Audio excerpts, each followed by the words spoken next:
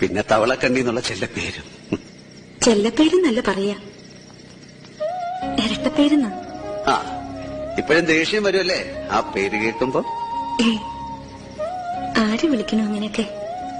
വർഷങ്ങൾക്ക് ശേഷം കേൾക്കുമ്പോ ശരിയാ വരണത്. ഒരു ദിവസം തിരിച്ചു വരുമെന്നറിയായിരുന്നു.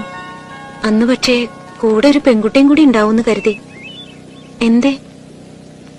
ശ്രമിച്ചിരുന്നു ഒരു കൂട്ടിനായിട്ട്, എവിടെയും കണ്ടില്ല.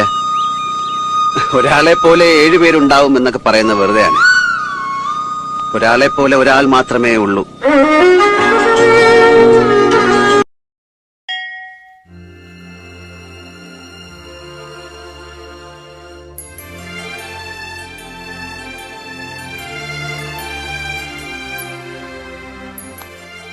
എന്റെ ഊഹം തെറ്റിയില്ല. പഴയ ശീലങ്ങൾക്ക് ഇപ്പോഴും മുടക്കമൊന്നുമില്ല അല്ലേ? ദൈവങ്ങളല്ലാതെ മറ്റാരും തുണയില്ലല്ലോ. ദൈവങ്ങളെങ്കിലും ഉണ്ടല്ലോ, അത് ഭാഗ്യം. തൊഴണില്ലേ? ഇല്ല, തൊഴാൻ പറഞ്ഞ ആളെ കാത്തിരുന്നത്. ഇനി നാട്ടിൽ തന്നെ ഉണ്ടോ? എത്ര നാളെന്നറിയില്ല, എങ്കിലും കാണും. ഞാനൊരു കാര്യം പറയാനായിട്ടാ. ബുദ്ധിമുട്ടുകളെ കുറിച്ച് ശ്രീധരേട്ടനെ പോലുള്ളവർ പറഞ്ഞറിയാം. തെറ്റായിട്ട് എടുക്കില്ലെങ്കിൽ ഞാൻ പറഞ്ഞോട്ടെ, എനിക്ക് സഹായിക്കാൻ കഴിയും.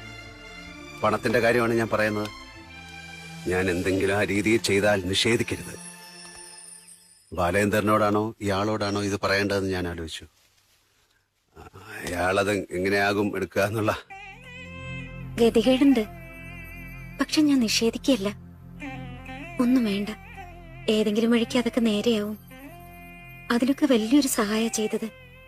കുറെ കാലം മനസ്സിൽ തോന്നിയൊരു വെറുപ്പുണ്ടായിരുന്നു, ഒരു ഭാരം. സത്യം അറിഞ്ഞപ്പോ അത് മാറി. അതിന് നന്ദി പറഞ്ഞിട്ട് വരിക ഞാൻ. ഒന്ന് നിർബന്ധിച്ചടിച്ചേൽപ്പിക്കില്ല. വല്ലാതെ പ്രയാസങ്ങൾ വരുമ്പോൾ എന്നെ ഓർക്കാം.